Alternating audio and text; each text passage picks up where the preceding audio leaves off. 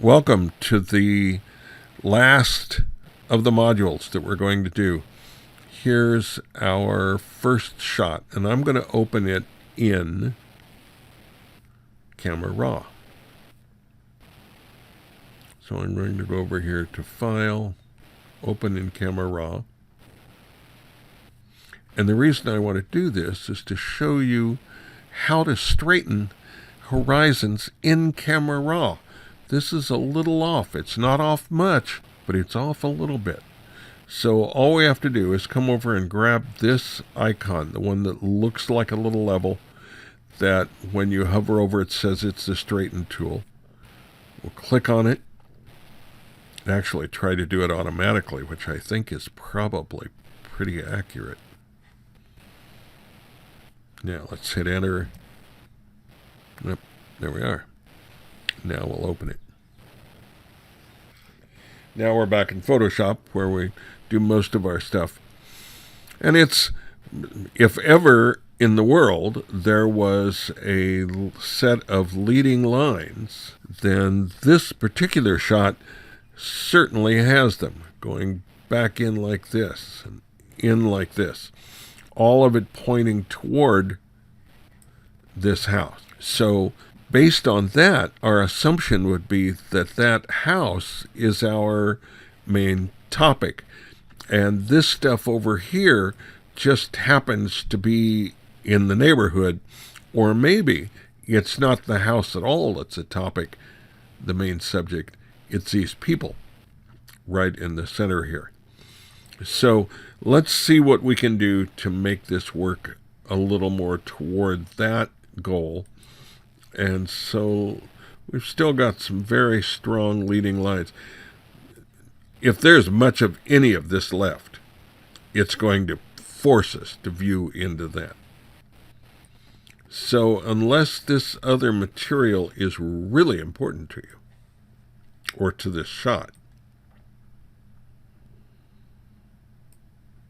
then this becomes a much stronger image to work with.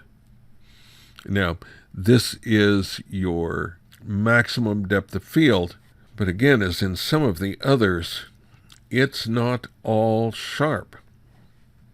In fact, it's not sharp anywhere, but it should be. This is a 1/64th of a second at 5.6. 5.6? Really? That's at 55 millimeters? This may not be camera shake. This may be an issue of focus. So this stuff in the middle here is not sharp. Now the truth is at that crop, it's giving us everything we need. So we could crop in even further. Our problem is at the low res that I'm asking you to turn these in, I can't crop much more and have the picture even hope to hold together. But we'll do it just so you can see the composition involved.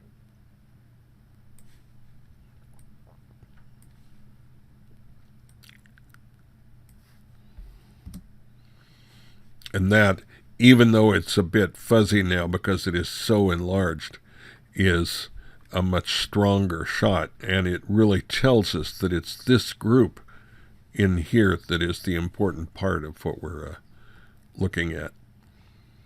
There's obviously a stadium of some kind right over here based on these lights. And you could either delete those using the spot healing brush, or leave them, depending on the point of this whole shot. Okay, let's go on to the next one. Well, you didn't have to worry too much about the shutter speed with this little guy. He's not going to race out of your picture. This is really a delightful little macro shot. I think the only thing I would like to see is a little come off of this bottom to where it's about like that. But the exposure, the focus on the head and the eyes of the snail is really very well done. In terms of camera capture, there's not much else you could do. You might decide that you would like to tone down this top just a little bit. And again, we've got multiple ways to do it. just to break things up a little, I'm going to do it with the appropriate burn and dodge type of thing. So I'm going to create my new layer. Since this is going to be pretty subtle, I'll pick soft light, fill with gray, come over here and pick up a black brush with a really low opacity. I'll use the bracket keys to make the brush a little bigger.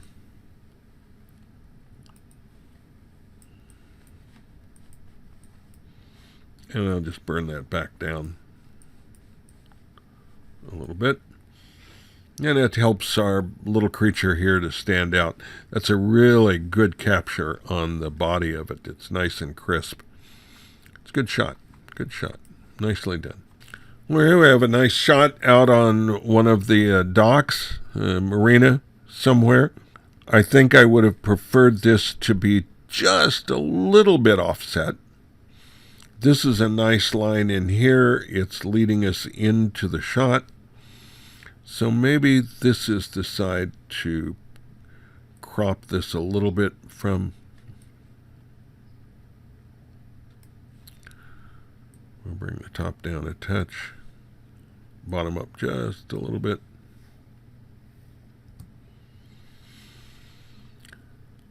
Now, what can we do with this sky? I can't tell if this is truly blown out.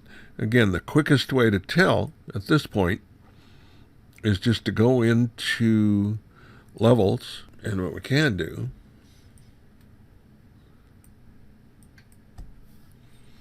is bring this down. Well, there is some interesting sky up there, and this is really going to be easy to fix, and here's the reason. These masts are silhouetted against the sky as it exists. If they get a little darker, you're not going to lose anything. But if we can darken that sky a little, we can make this a whole lot more dramatic. It is too bad that this is all blown out, but it is what it is, so we'll just leave that. So now, let's cancel this. I'm going to come over and make a duplicate layer. On the bottom layer, I'm going to bring that down. And to try to save as much of the mast as possible, I'm going to use the curves to do it. And I'm going to bring this down.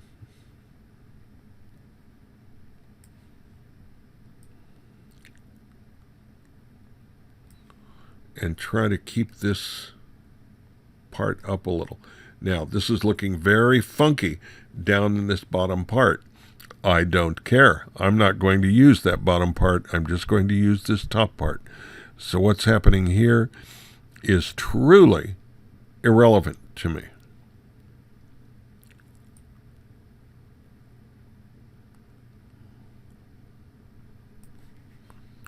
So I'm going to say okay. Go back up to the top copy. Make it a layer mask. Pick up a black brush. And now, let's give just a little more to this. It's a little hard-edged for that brush. So I'm going to come back to here. Drop the hardness on it. Yeah, it's a little better.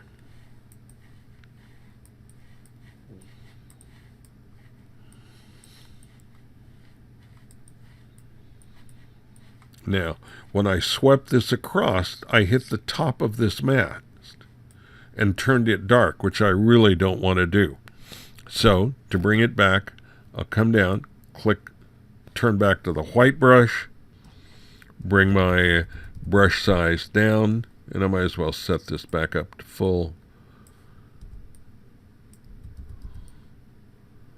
And now I can put that back where it belongs. I can also bring back some of these boats.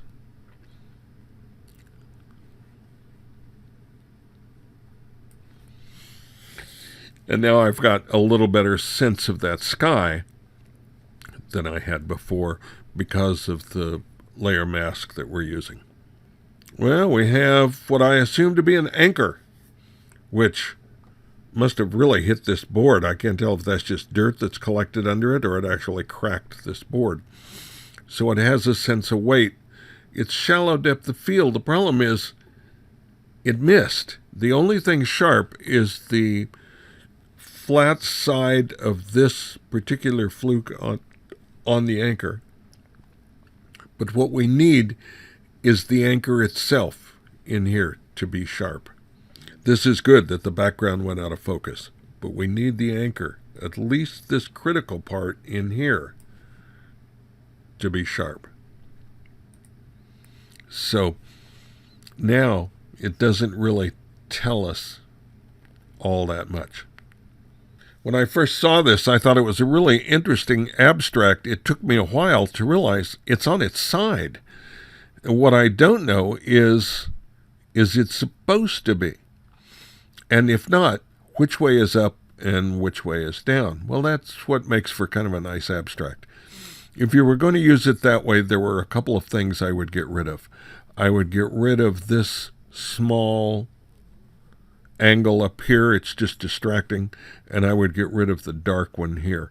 That's also taking your eye away from stuff. And I might have tried to open this up a little bit to see if it could now start to pick up the same sense that these stairs are creating.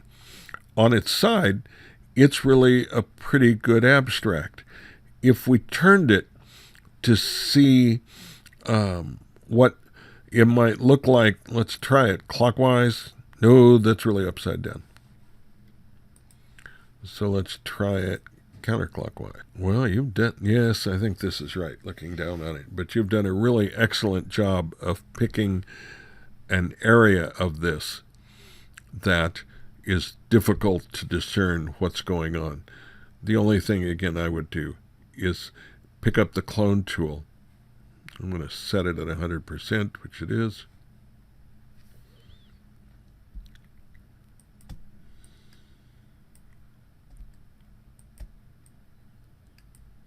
Get rid of that little that black distraction, and now get rid of the white distraction and let those go. Interesting shot. Very interesting. This is something on this step. You could decide, is it okay? Or if you wanted to, you could come use the spot healing brush and get rid of it. That's all up to you. Cool. Fascinating. This is the second piece of jewelry we've seen in the this collection. And again, it's a really interesting idea. I like the idea that you took it out. It looks like it's sitting on sand. Our problem is it's a little contrasty so that we're blowing out some highlights. And for a product shot, really this whole piece should be sharp so that we can really see it. And at the very least, this central area in the middle where the main stone and the main arrangements are should be sharp. We could get away with the necklace part being soft in the background. Maybe I assume these are earrings that would go with it. If we were really concentrating on the necklace part, this could work. But it could use just a little bit more depth of field. And could also use a little fill coming back in on it to open up these shadows a little bit. So it's a really good start. The shallow depth of field works. I think the shot itself would make more sense, though, assuming it were sharper.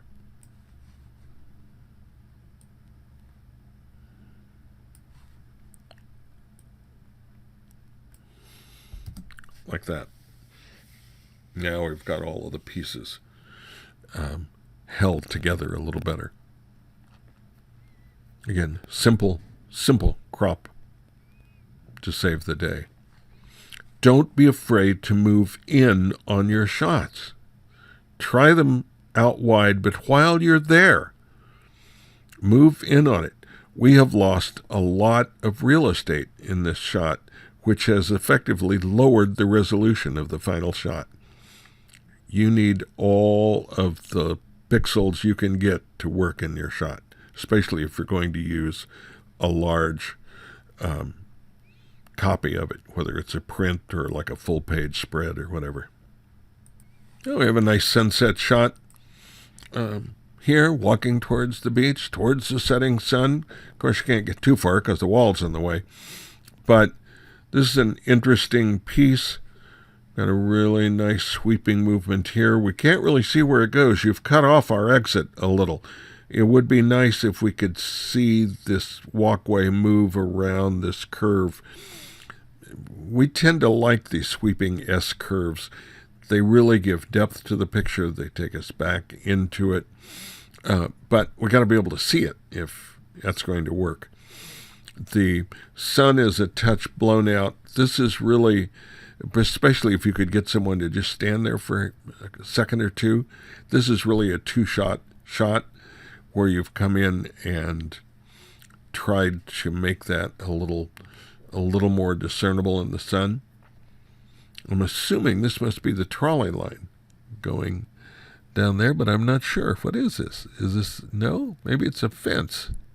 I don't know what this is. The problem is, I want to know what it is because it's really kind of interesting. So getting this unresolved detail here that's going to catch attention tends to take away from the real shot value here. So my suggestion would be, once again, to come in and let's get rid of that. The horizon's at a good place along that third line. It's all working really pretty well. Yeah, should have brought that in just a touch further. There we go. And again, this would be nice if we could see a little more of the sweeping curve. There is one way we could make this appear not quite so blown out, and that is if we zoom in on it. Let's zoom in to see what we're really looking at. There's a little bit of the flare here. I'm going to try something. I'm not altogether sure how well this is going to work. I'm going to pick up that tone, load a brush with it, tell that brush to darken so I won't paint over her. And I'm going to fill in this burned out spot. But of course I do have a sun there, so I'm going to pick white.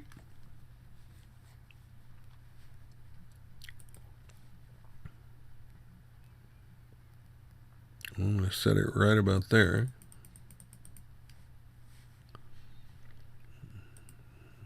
Let me make this normal. I'm going to make this a little harder, not a full hard edged.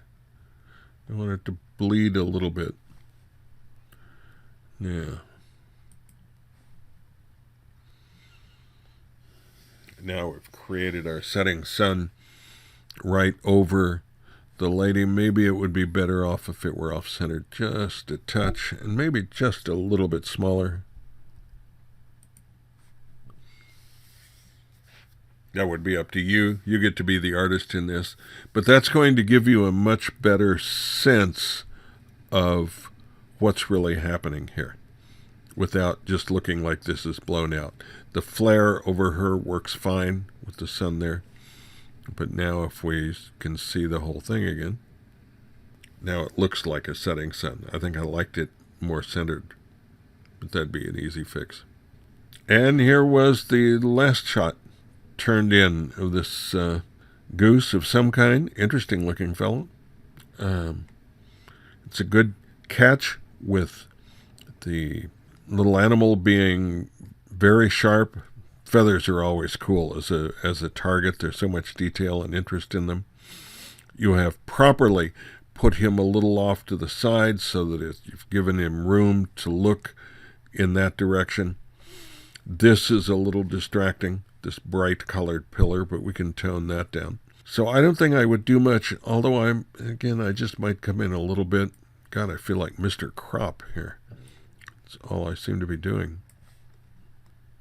But a lot of your shots, you've got such a good shot within the area that's all that was necessary. So if we do this, now we can concentrate on him a little better. And our question is, can we do something here? The good news is this fence or gate or whatever it is that is over the pillar is already pretty dark. So let's see what would happen if we simply do our multiply layer. Oh, that's much better. So I'm going to do an inverted mask. So I'm holding down the Alt key, clicking on the layer mask. I want to use a white brush, which I have. I'm going to set it to maybe 40%, somewhere in there.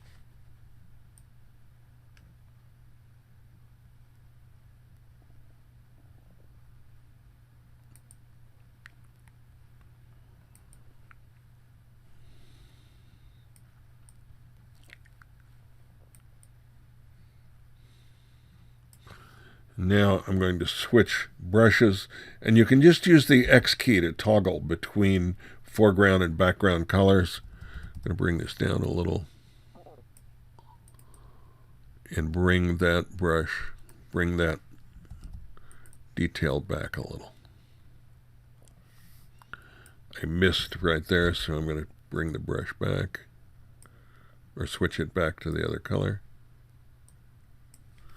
There we go.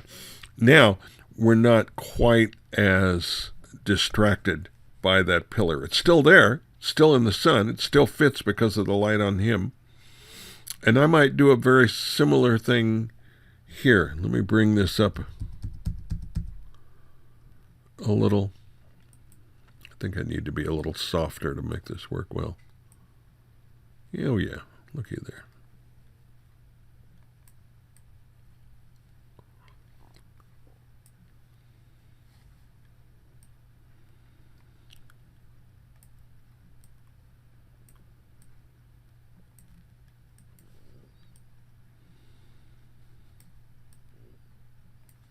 Almost anything we can do to help make Mr. Fancy Feathers here stand out a little bit. Okay? Nice. Nicely done. There's one thing I want to bring up. I've had a couple of people ask about their pictures not being in the critique. If I get it and grade it on time, then I'm almost certain to have it in the critique. If it comes in late, it may or may not make it, depending on when I start grading and getting it downloaded. But if I have it graded on time, or if I'm late grading, I might pick it up and do it anyway. So don't despair. I'm not purposefully leaving anybody out. But if the work isn't to me at the time I sit down to do the critique, then I can't do it. These critiques have gone very long because there's so much work here. So I'm not trying to skim over anybody's work noticeably. So anyway, there's our last view of the little goose. And with that, we'll close out that, and I'll see you again next time in the next module. Take care.